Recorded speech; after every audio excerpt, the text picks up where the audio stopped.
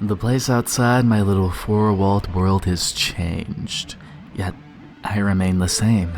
The people I meet, the things I do in my day-to-day life make me feel like a stranger, even in my own house. As I've grown up, I've learned to see the world in an entirely different way than my last self. It feels as if I've lost my mind. I can connect the pieces that were once here, but nothing looks right. A normal reaction might be to cry or shriek at the abnormal change in scenery, but I remain calm. The place outside my little four-walled world is bleak. As the days progress, I find it difficult to part from that which I find familiar, and find myself leaving it less and less. I want to stay. I want to find comfort. I want to escape from that which I find disgusting.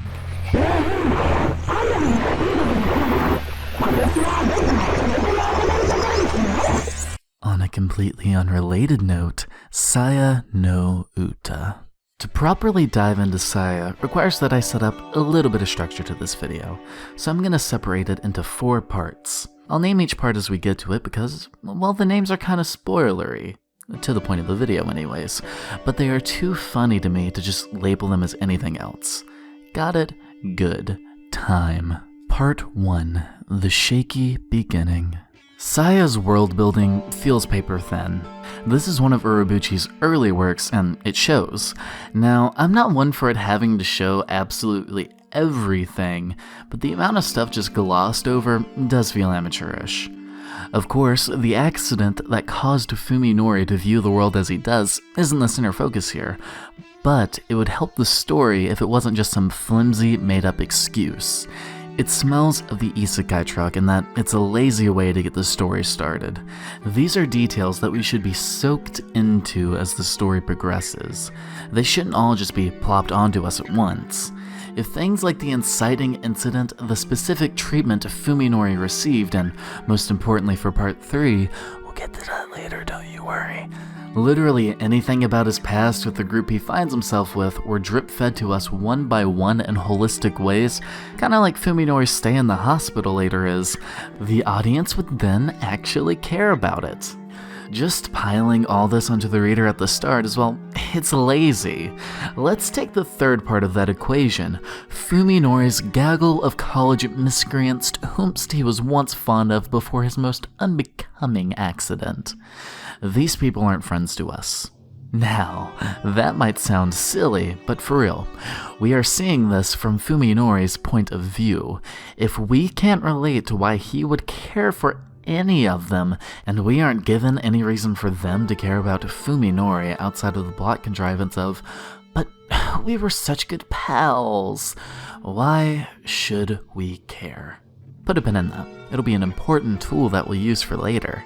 All that being said, the way Saya starts is unforgettable. It just pops you right in with this grotesque image screaming incomprehensible nonsense at you.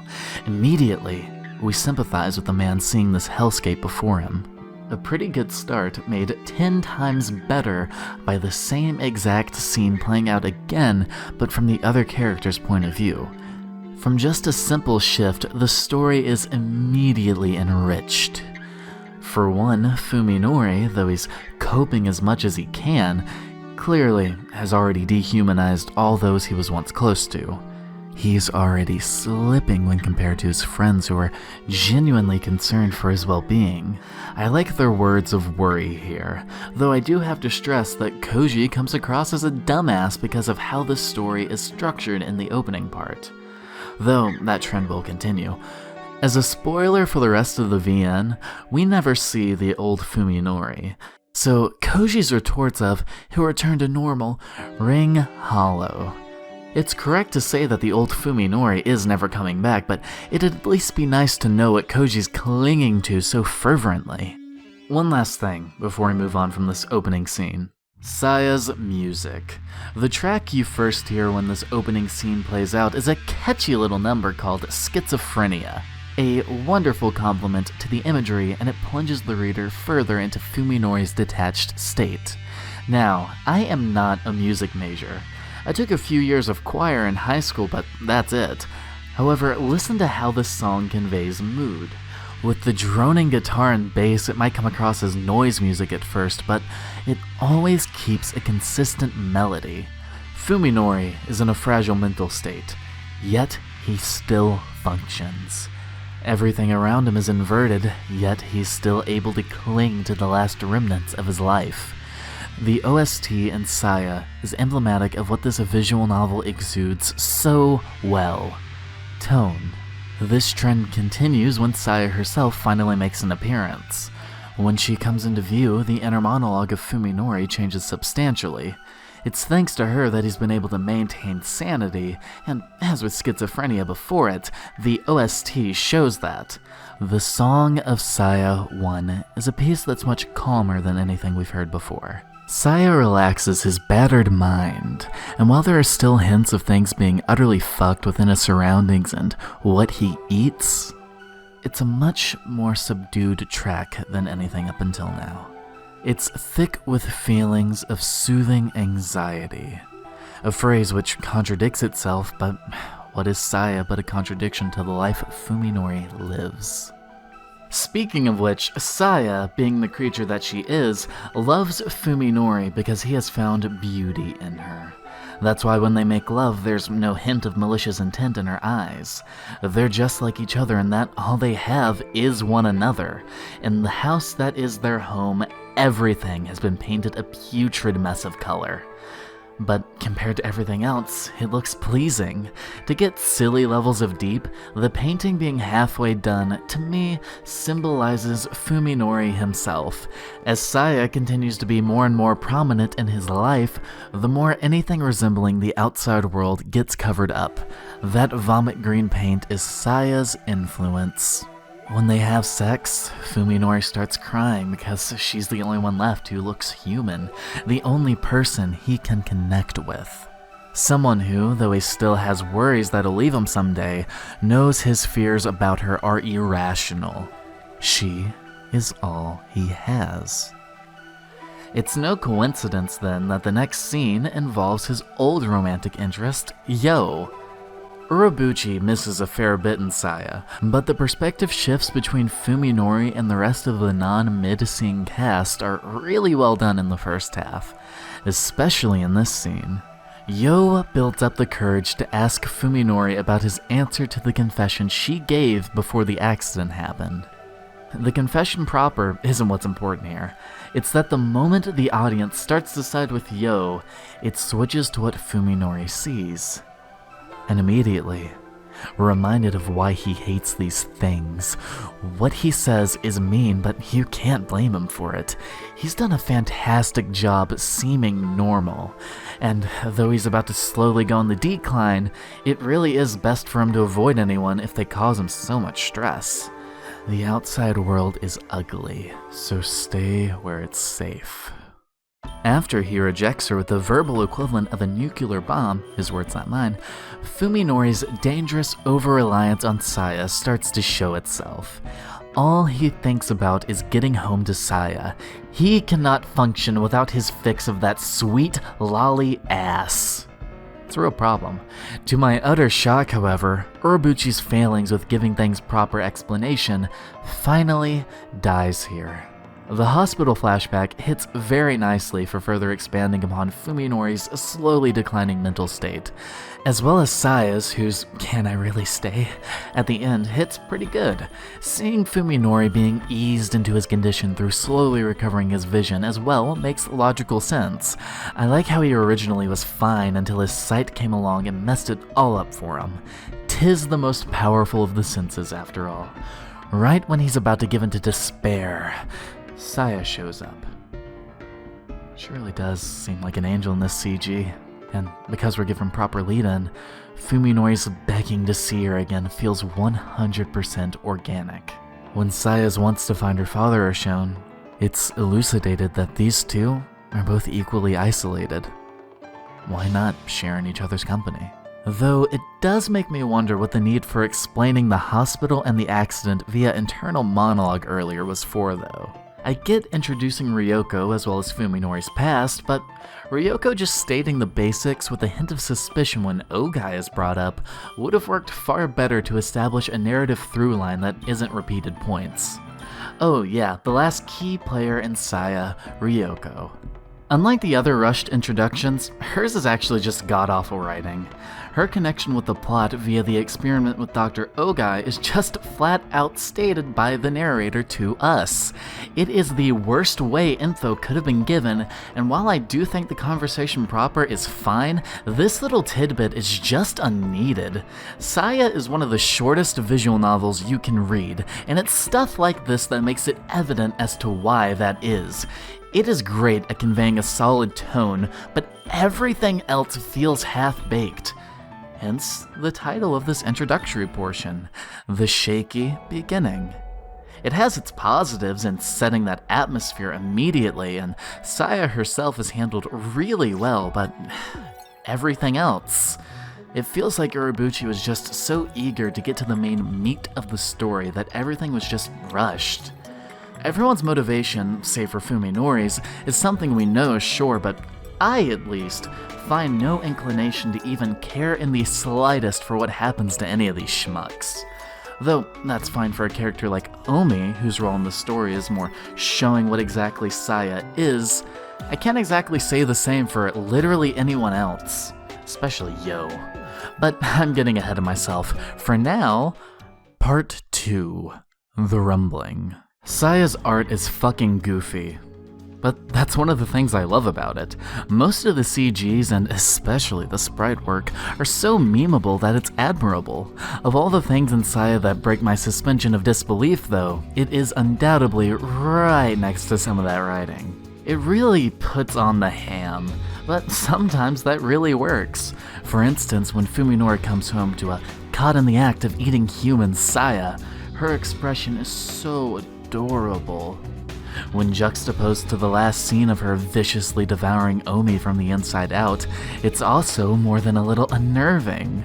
We haven't been told anything, we just go from Omi being consumed to Fuminori coming home to see Saya. Hence, though it's admittedly simple shit, the audience gets that little euphoria moment of, oh shit, no Fuminori, don't eat that! Very solid 2 scenes. And the perfect way to establish that Fuminori only sees Saya as a cute girl because she's this Lovecraftian abomination to everyone else. All without outright stating it to the audience. Omi is gone, Koji is cautious of Fuminori.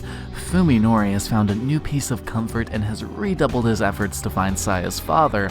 Saya is at the forefront of the audience's mind with the question of, what is she? And Yo's there too. Shaky starts aside, through Omi's death, the story has reached a very interesting point. Fuminori going to Dr. Ogai's house, Koji following him there, and that causing him to look deeper into Ogai as well, is all really natural exposition. Nothing much is revealed about Ogai other than the large collection of bones he had in his bathroom, likely Saya's leftovers, and that the house has seemed vacated for a long time. This is just a good mystery that's brewing, and Fuminori has started to be framed in an ominous light. Just look at this goofy-ass CG. He hasn't done anything unforgivable at this point, but when he's shown like this, it plants that seed of conflict within the audience that was rooting for him and Saya at the start. Urobuchi was dropping the ball on the earlier parts, but it's clear now that Saya no Uta has reached its stride. While Fuminori is off on his great escapade, Saya starts looking at his old medical records and figures out how to reverse engineer that. She wants to save the humanity of the one closest to her, but underlying all that is a desire to extend her network of people. If other people see Saya as Saya, then she'll be happier, right? A very human thing to have a selfish act underlying a selfless one. Saya is still a creature, though. She doesn't have the same moral values and sees most humans as these playthings until they treat her kindly. Then they're alright. But until then, she sees nothing wrong with messing with the brain of their bastard neighbor Yosuke. I recall the rape scene feeling out of place when I read this in a VC last October, but as with Tsukihime, I came away from rereading this realizing just how needed it was. Fuminori was eased into his condition and could still be sane because Saya helped him when he was still fragile.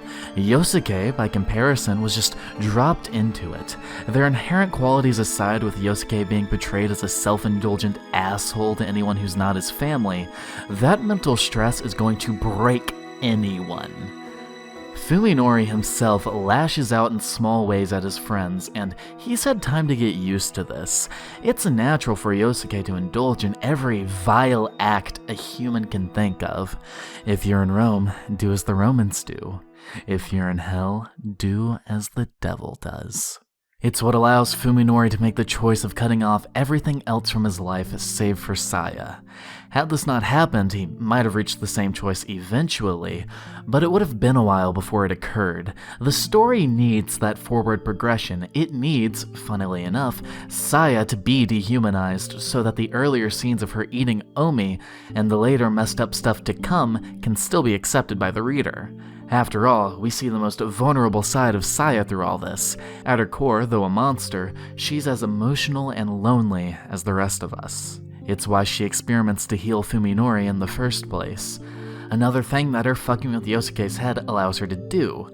I appreciate that her first attempt at something like this fucks her over, because it means that when she does this in one of the alternate endings to Fuminori, it doesn't feel like an ass pull. Even that aside, however, it shows that Saya cares deeply for the first person that's treated her with some humanity.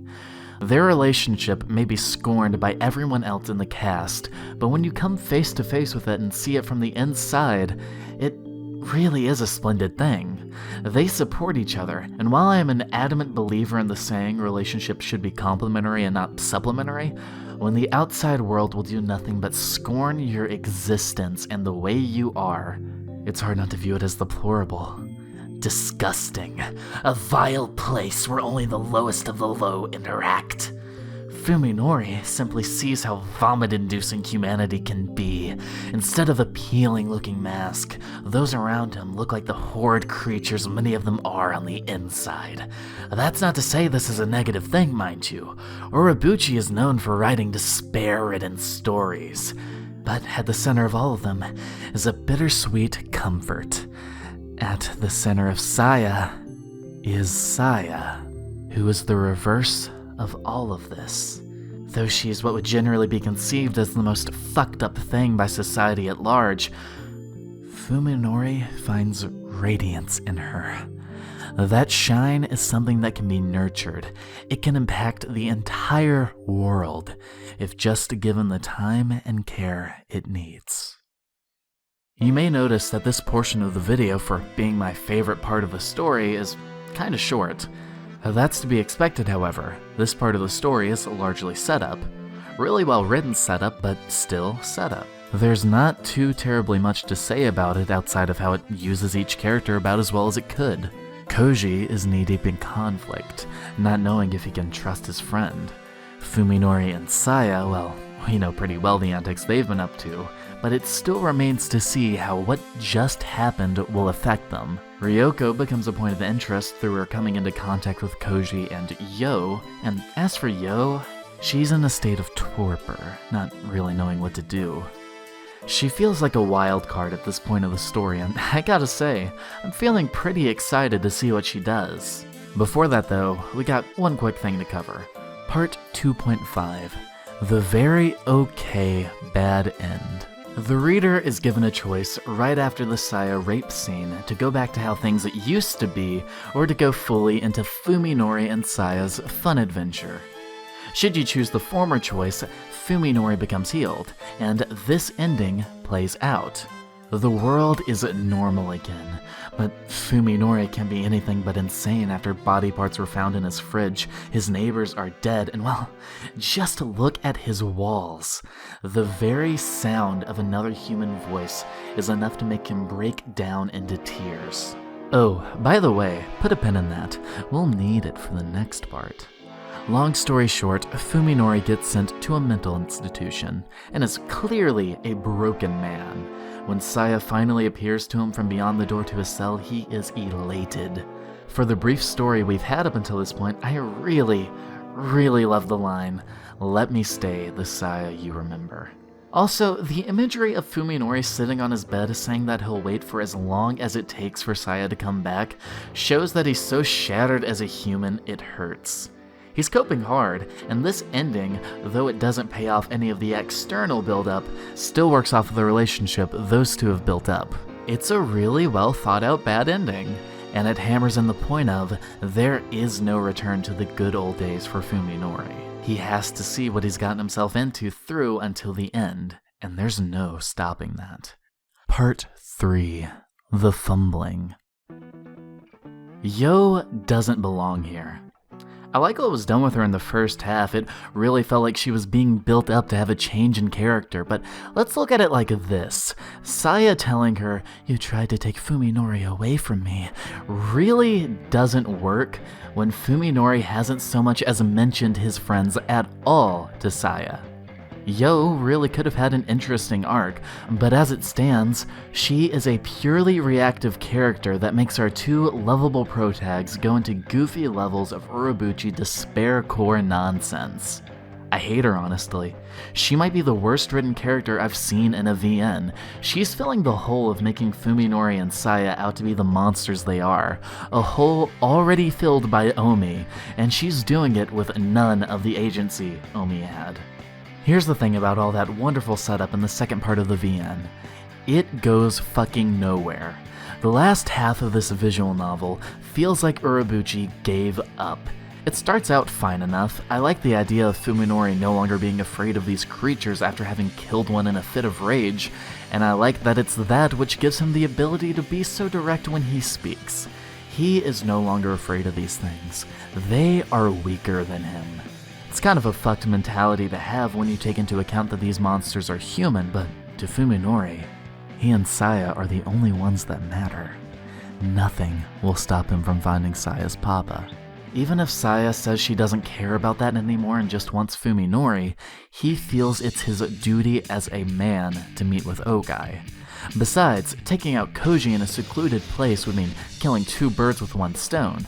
Fuminori has been fully inverted at this point, but his actions are still something I feel people can root for. We haven't gotten to the goofy stuff with Yo yet. This is still in that peak area. Speaking of Yo though, personally, I rather like the idea of Fuminori actually succeeding in killing Koji. His hubris in still trusting his friend, leading him to his downfall, is very fitting, and that'd open up the door wonderfully for Yo to actually do something. Not even much, mind you. All I'd have her do is essentially switch places with Koji in the second half as someone who sides with Ryoko. That'd give her a meaningful plot placement, and she'd stop being a totally nothing character.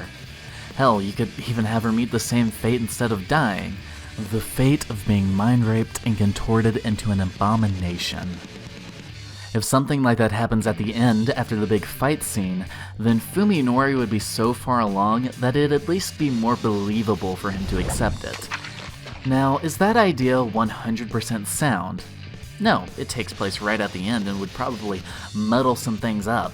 Though as a quick tangent, the placement and the way Fuminori accepts it in the visual novel proper is so laughably bad.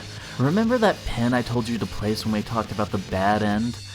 If the sound of another human was enough to make him cry, why, upon seeing, hearing, and feeling another living human, someone he was good friends with in the past, allegedly, would he go full, I appreciate the gift, Saya, but it's making me a little horny, oh well?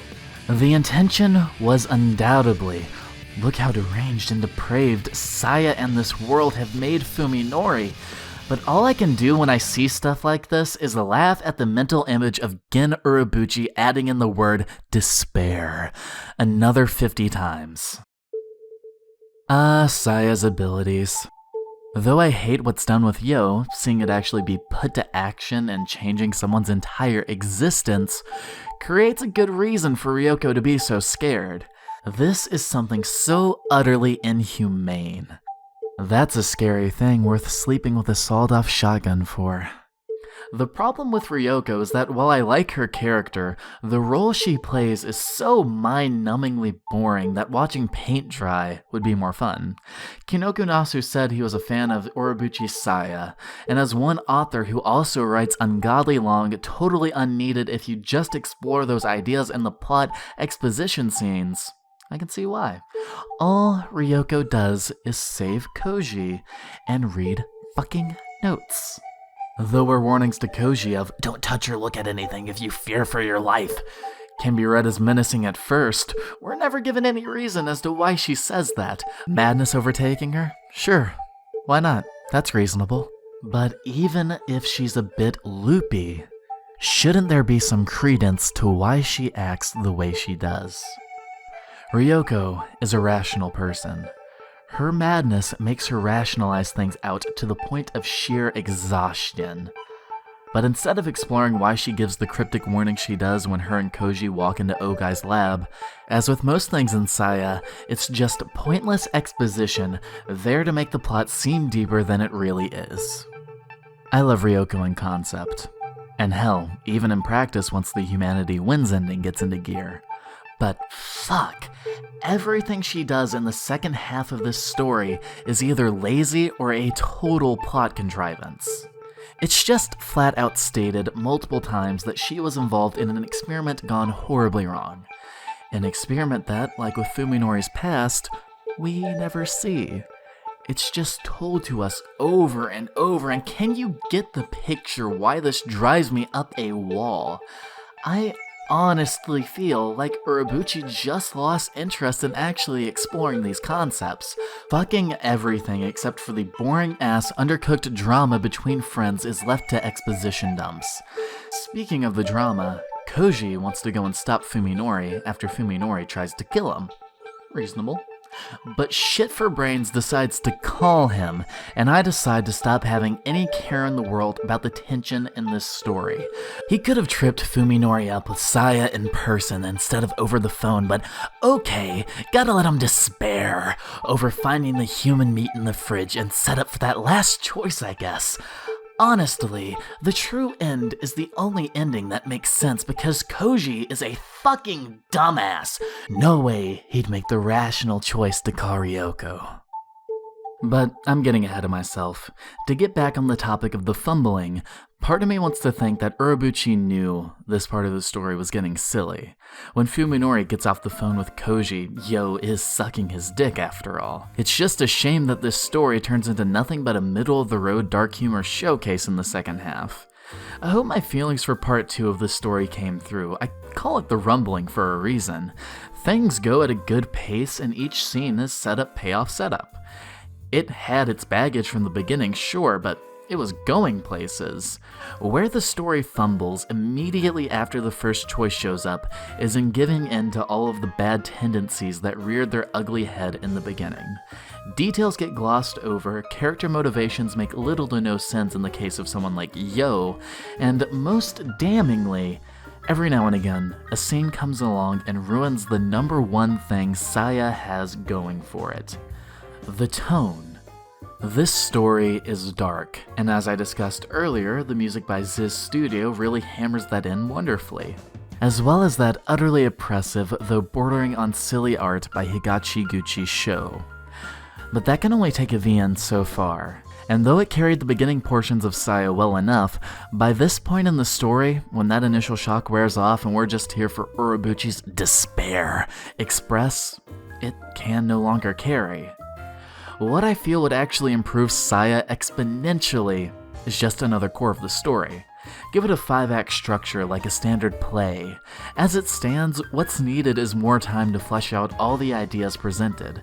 Saya's history, Ryoko's connection, Fuminori's descent into someone who can dehumanize even a human-looking Yo. I could go on and on with this stuff, but you get the point.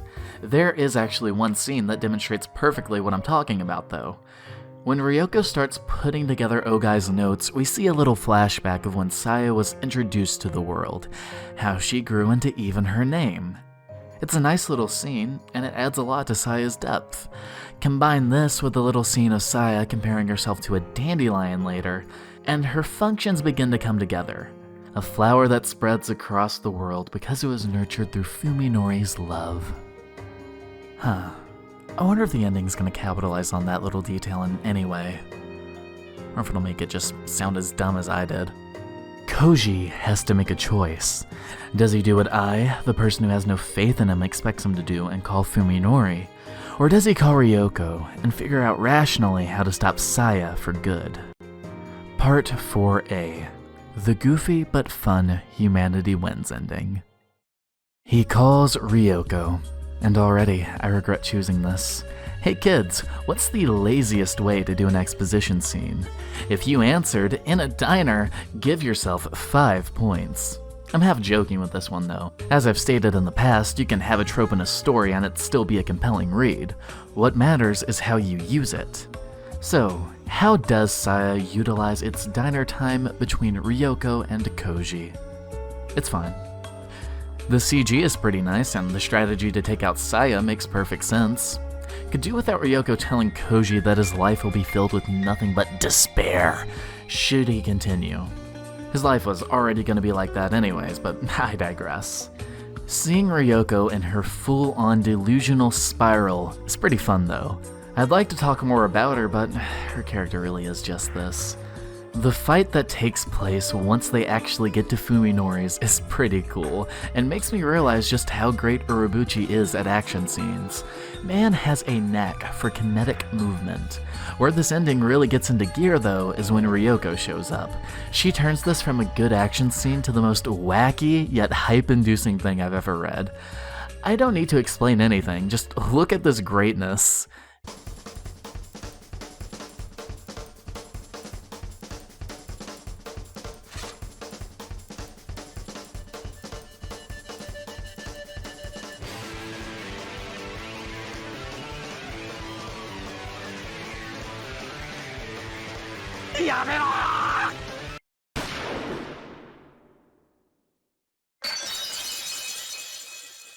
She single-handedly kills Saya and then dies herself, leaving Koji to stand there amongst everyone's corpses. To tie into the ongoing through-line of all Saya and Fuminori have being each other, while Fuminori lies dead from killing himself with an axe, Saya crawls to his body before they both die together.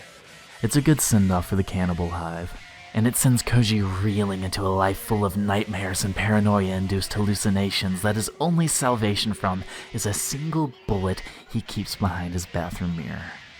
Honestly, killing himself with the same gun Ogai did after he went just as mad is a nice touch. It shows that everyone affiliated with this incident never had any hopes of achieving a normal life ever again. I wish Koji got more character besides being kind of a dunce, but his nightmare mirroring the start of the VN is such a good detail that I can't help but love it. Like I said, between Ryoko shenanigans, Koji's tomfoolery, and Saya plus Fuminori antics, this really is the ending the second half of the story deserves, as it completes its tonal shift from psychological horror to survival horror. With the last scene being so drenched in despair that I can't help but find it humorous. Like I said, I like it, but in a totally different way than I like the earlier parts of the visual novel. Whereas I found that legitimately compelling, by the time this ending rolls around, I'm just here for Urobuchi antics, of which Koji's inability to cope is chief among them. Does the true ending fare any better though? Part 4B. No, not really. You may have noticed something throughout my videos, and especially this one. My least favorite thing in writing is when cool concepts get left to exposition dumps, never to be explored again or used as an excuse to justify what we just saw. Now, setting the basis for something is absolutely necessary, mind you. I'm not blind to the fact that exposition does need to happen. When looking at Saya, a good example of how to use exposition wisely comes within how Saya dies in the Humanity Wins ending. We're told that her flesh is something that expands in all directions, so slashing it really won't do anything. Then we're shown that Ryoko has a canister of something. The audience is given the necessary pieces to put together how Ryoko plans to kill Saya, but isn't told every little detail. When the moment comes and the liquid nitrogen is poured on Saya then, it doesn't feel like a plot contrivance. When her explanation of how liquid nitrogen affects the body is paired with the talk of Saya's biology from earlier, it clicks immediately, making a satisfying conclusion to that little plot thread. On the other side of this coin, however, imagine if the conversation never turned to how Saya's flesh works, and there was no mention of the canister Ryoko had.